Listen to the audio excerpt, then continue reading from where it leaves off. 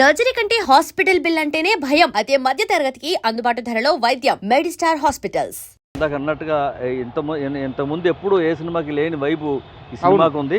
చాలా మంది సినిమా చూసిన వారు కూడా మాకు తెలియజేశారు. సినిమా చాలా బాగా అద్భుతంగా ఉంది. ఇంకా మీరు ఎప్పుడూ చూడలేరు. అంటే ఒక ప్రముఖ దర్శకులు ఈ సినిమాని చూసి, ఒక సంగీత దర్శకులు సినిమా చూసి నాతో పంచుకున్న విధానం ఏంటంటే, వారు ఏమన్నారంటే, ఇండియన్లో ఏ సినిమా కూడా ఈ సినిమాకి సరిపోదండి, ఎవరు ఊహించరు రామ్ చరణ్ ఇంత అద్భుతంగా నటిస్తాడా. మీరందరూ నేను ఆడాను అనుకుంటున్నారు, నేను పోరాడాను సార్. ఇలాగా ఇంత టెక్నికల్గా సినిమా తీయొచ్చా, ప్రపంచాన్ని ఉలిక్కిపడే విధంగా ఉంటుంది ఈ సినిమా. చాలా బాగుంటుందండి. ఎక్కడికో వెళ్ళిపోతారు రామ్ చరణ్ గారు. అందుకే మీకు నాకు అనిపించింది సార్, నేను విజయవాడ సభలో రామ్ చరణ్ గారు ఒక మాట అన్నారు, ఇండియన్ దర్శకుల్లో థర్డ్ ప్లేస్ ఫోర్త్ ప్లేస్లో ఉంటాడు బుచ్చిబాబు అని చెప్పి ఆయన అనౌన్స్ చేశారు. ఇండియాలో నంబర్ 4 or 3 టాప్ డైరెక్టర్స్లో బుచ్చిబాబు పేరు ఉంటుంది ఫ్యూచర్లో. అది మన రామ్ చరణ్ గారు అలాంటి స్టేట్మెంట్స్ అసలు ఎవరు అందులో ఇది రెండో సినిమా కదండి. ఇప్పుడు రాజమౌళి గారి లాగా చాలా సినిమాలు తీయలేదు, అంత కళాఖండాలు తీయలేదు. ఈయన రెండో సినిమా ఇది. నమ్మకం మీద అంచేత డెఫినెట్గా ఈ సినిమా పెద్ద హిట్ అవుతుందండి. మేమందరం కూడా సంబరాలకు సిద్ధంగా ఉన్నాం. ఈరోజు ఈవినింగ్ నుంచే మాకు సంబరాలు స్టార్ట్ అవుతాయి. మీరు ఆల్రెడీ వారం రోజుల క్రితమే అమెరికాలో అన్ని థియేటర్లు ఫుల్ అయిపోయినాయి. అటు యూకేలో కూడా ఎక్కడ కూడా టికెట్లు దొరకలేదు. ఇప్పుడు అమెరికా నుంచి యూకే నుంచి కూడా మాకు ఫోన్ చేసి విజయవాడలో కావాలి, వైజాగ్లో కావాలి, హైదరాబాద్లో కావాలి. అసలు ఎంతమంది పెద్ద పెద్ద వారంతా చేస్తుంటే ఆశ్చర్యంగా ఉందండి. ఈరోజు ఒక ఆఫీసర్, ఐఏఎస్ ఆఫీసర్ ఫోన్ చేసి టికెట్లు అడిగారన్నమాట. ఆయన ఎవరికి సార్ అంటే మేమే వెళ్తామన్నారు. ఆయన ఆశ్చర్యం వేస్తుంది. చాలా బాగా మంచి వైబ్ వచ్చింది సినిమా. ఈ పెద్ద ప్రమోషన్స్ విషయంలోనే మీరు ఒక పని చేశారు సార్. ఆ భోపాల్ దగ్గర నుంచి ఆ కార్లన్నీ పెద్ద పోస్టర్లు వేయించి మన పాన్ ఇండియా వైడ్ అలా తిప్పడం అని చెప్పి, అది చాలా యూనిక్గా ఉంది ఐడియా. అది పెద్ద వెహికల్ అని ఒకటి తయారు చేసామండి. తయారు చేసి ఇంచుమించు అటు సౌత్ ఇటు నార్త్ అన్ని చోట్ల కూడా ఆ వెహికల్ పంపించడం జరిగింది. ఇటు శ్రీకాకుళం, విజయనగరం, వైజాగ్, రాజమండ్రి ఇలా అనేక ప్రాంతాలు వెళ్ళినప్పుడు మేము ఊహించలేదండి. ఏదో ఒక వెహికల్ని పంపిద్దాం అనుకున్నాం. వాళ్ళు ఏం చేశారంటే, ఆ ఊరిలో గుడికి తీసుకెళ్ళి పూజలు చేసి దాంతోపాటు 100 వెహికల్స్ ర్యాలీగా తిరగటం, ఊరంతా తిరగటం, ఒక పండగ వాతావరణం తీసుకొచ్చి ఆ వెహికల్ ఊరేగింపుగా తీసుకురావడం ఈ సినిమాకి కూడా మంచి బాగా ఉపయోగపడింది. సూపర్ కదా. అంటే మీరు ఇందాక మాట్లాడుతూ మాట అన్నారు, రామ్ చరణ్ ఎంత కష్టపడ్డాడు అని చెప్పేసి. అంటే మాకందరికీ ఏంటంటే టీజరో ట్రైలరో గ్లిమ్సో వచ్చినప్పుడు తెలుసు, కానీ లాస్ట్ 2.5 సంవత్సరం నుంచి మీరు రామ్ చరణ్ గారి కష్టాన్ని దగ్గర నుంచి చూసిన మనిషి, ఒక మెగాస్టార్ కొడుకు. ఆయన తలుచుకుంటే లేనిది లేదు ఆయన చేతుల్లో. అలాంటిది అప్పుడు కూడా ఆయన సినిమా కోసం అంత కష్టపడుతుంటే మీకు ఏమనిపించింది? అంటే రంగస్థలం సినిమాలో కూడా చూసామండి. రంగస్థలం సినిమాలో ఇంచుమించు 3 to 4 years అండి సేవ్ చేసుకోలేదు ఆయన.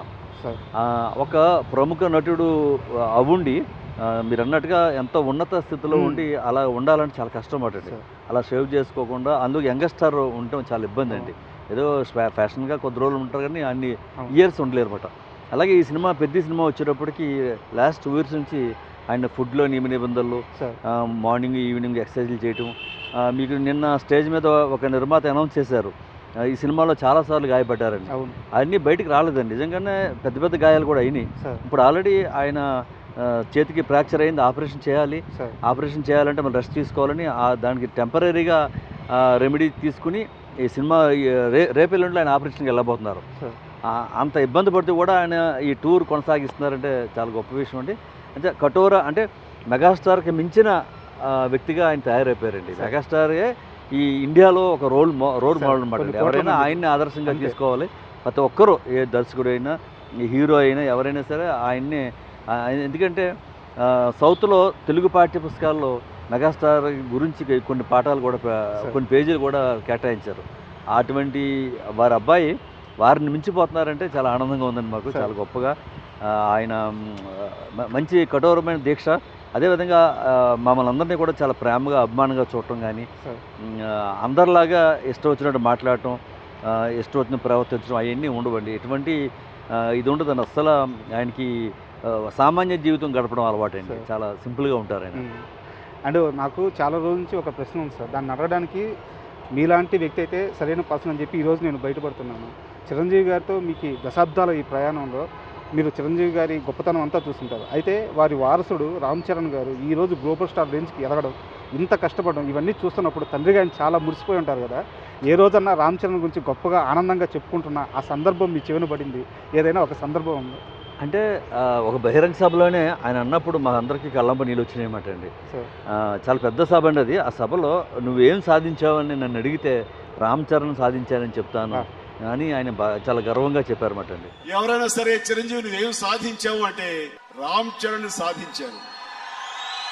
అట్ ద సేమ్ టైం మీరు చాలా లాంగ్ నుంచి ఉన్నాను కాబట్టి ఒక వీడియో చూసినప్పుడు చిన్నప్పుడు రామ్ చరణ్ గారు చిరంజీవి గారు ముందు ఏ విధంగా డ్యాన్స్ చేశారు, అవును, అది చాలా గొప్ప డ్యాన్సర్. అంటే చిరంజీవి గారి కంటే గొప్పగా అంత చిన్న ఏజ్లో చేసిన బిట్స్ మీకు బయట కనిపిస్తూ ఉంటాయి. అట్ ద సేమ్ టైం వీళ్ళు ఏం చేశారంటే అండి, అప్పుడప్పుడు ఈ కుటుంబంలో ఫంక్షన్లు జరిగినప్పుడు అప్పటికప్పుడు తాత్కాలికంగా డ్యాన్సులు వేయాల్సి వచ్చినప్పుడు ఏ పాట పెడితే ఆ పాటకి డ్యాన్స్ చేయాలన్నమాట. ఒక మెగా కుటుంబంలో పెట్టిన డ్యాన్సులు అంటే ఈజీగా వేసేయచ్చు, అదర్ హీరో పాటలు కూడా వేయాలంటే మామూలు విషయం కాదన్నమాట. అది ఎందుకు వచ్చిందో ఆ సాంప్రదాయం తెలియదండి. ఒకటి రెండు విన్నప్పుడు చాలా హ్యాపీ ఫీల్. అంటే పెద్ద పెద్ద రాఘవేంద్రరావు గారు, నాగార్జున గారు వీళ్ళందరూ నోటంపడ విన్నప్పుడు మాట ఎవరో ఏంటి ఆ అబ్బాయి ఏంటి ఆ డ్యాన్స్ ఏంటి చిన్నప్పుడే అంటే వీళ్ళ ఇళ్ళల్లో జరిగినప్పుడు ఏ పాట పడితే ఆ పాటకి డ్యాన్స్ అంటే చిన్నప్పుడు కాదు కొంచెం పెద్ద అయిన తర్వాతే ఆయన వేసి విధానం చూస్తే అంటే చాలా గొప్ప నటుడు అవుతారని ఆ రోజులోనే అందరూ అనుకున్నారు. ఇవాళ ఆయన ప్రూవ్ చేశారు. చాలా గొప్ప నటుడు. ఇంకా మీరు ఈ సినిమాకి అందరూ చెప్తున్నట్టుగానే నేషనల్ అవార్డు తప్పనిసరిగా వస్తుంది. మరొకసారి అంతర్జాతీయ అవార్డు కూడా రావాలని మనస్ఫూర్తిగా, మరొక ఆస్కార్ అవార్డు రావాలని మనస్ఫూర్తిగా కోరుకుంటున్నాను. అండ్ అవార్డ్స్ ఎలాగో ఆ టీజర్ చూస్తే, ఆ యాక్టింగ్ చూస్తే అర్థమైపోతుంది.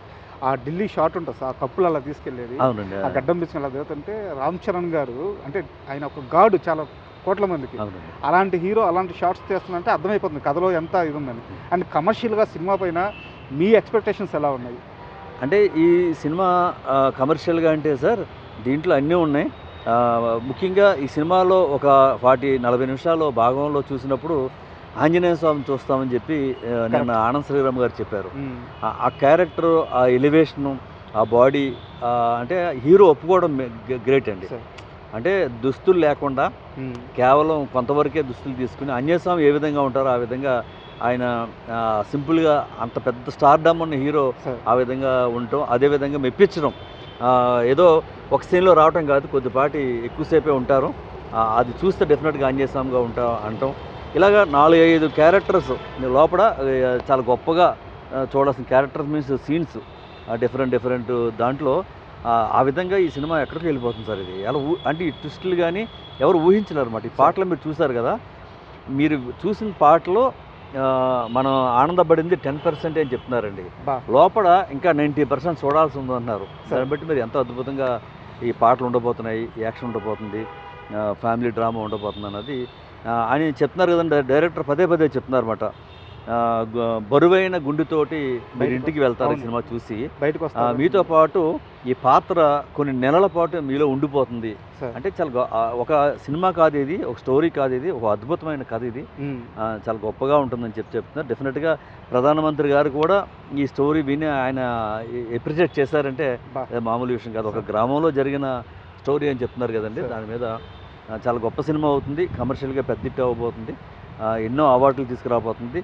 ఈ సందర్భంగా ఈరోజు రేపు రిలీజ్ అవుతున్న ఈ సినిమా అఖండ విజయం సాధించాలని, రామ్ చరణ్ గారికి మరింత పేరు తీసుకురావాలని ముందుగా అడ్వాన్స్గా వారికి రామ్ చరణ్ గారికి హృదయపూర్వక శుభాకాంక్షలు తెలియజేస్తూ, ఈ సినిమాలో నటించిన హీరోయిన్ గారికి కానీ లేదా దర్శకుడు బుచ్చిబాబు గారికి, నిర్మాత సతీష్ గారికి, అట్ ద సేమ్ టైం సాంకేతిక నిపుణులు అందరికీ, ముఖ్యంగా ఏఆర్ రెహమాన్ గారికి అందరికీ పేరున హృదయపూర్వక శుభాకాంక్షలు తెలియజేస్తున్నాను.